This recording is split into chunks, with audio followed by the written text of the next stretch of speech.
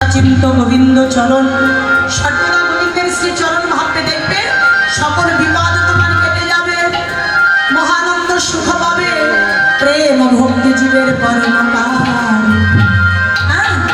ভগবান বিপদ ভাঙেন মধুসূদন সব বিপদে কেটে দেবে, তুমি পরমানন্দে জীবন যাপন করতে পারবে।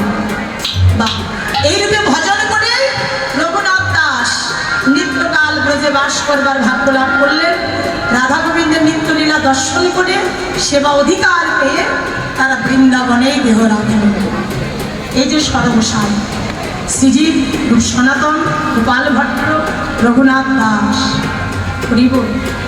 এই জন্য আমাদের কুসুমাঞ্জলি গ্রন্থে বললেন অন্তত পক্ষে হে জীব, সেই ব্রজের যদি সর্বসারের প্রেম ভক্তি তোমরা যদি প্রাপ্তি করতে চাও, পাওয়ার যদি আশা থাকে, অন্তত পক্ষে দিনের মধ্যে একবার কানলেও, সবার ঘরে গিয়েও যদি পারো, ওই ছয় গোসাইয়ের চরণে হৃদয়ের শুদ্ধ ভক্তিটুকু নিবেদন করিও, দেখবে ওই সর্বসাইয়ের কৃপায় যে প্রেম ভক্তি সেবা অধিকার মিলবে।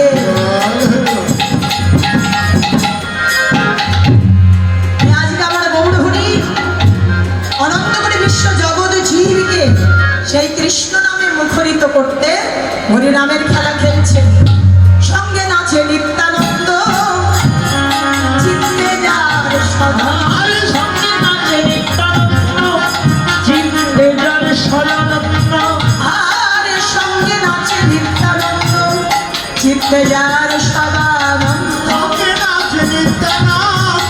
চিত্তে যার সদানন্দ, আরে সিঙ্গার সব